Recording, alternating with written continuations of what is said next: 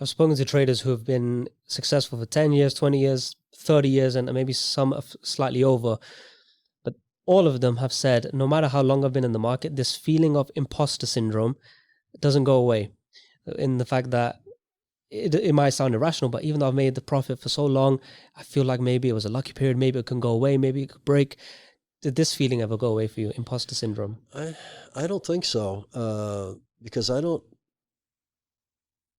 give myself credit for any day that I make money or lose money. It's just I give myself credit for creating the suite of strategies that married together and properly sizing my positions to my equity and properly moving away from the risk of ruin so that I can keep playing the game again for 50 years. And working out and watching my weight so that I have the health to be able to keep doing it. Mm-hmm. I think a lot of traders get successful and then they're sitting there all day in front of the computer. They're not getting exercise. They're not getting fresh air, vitamin D and whatever. I try to approach trading from the standpoint of it's not just, if I'm going to be successful, I've got to still be around. Mm-hmm. So, I mean, like you said a while back there, you haven't talked to too many traders that are 50 years plus doing it. Some of them because they died. I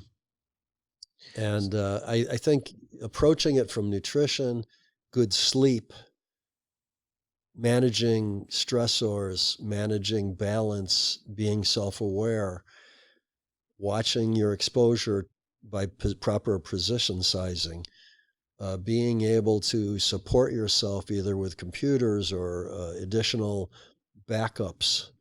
I mean, what happens if the internet goes down? What happens if you lose your power? Do you have a backup plan?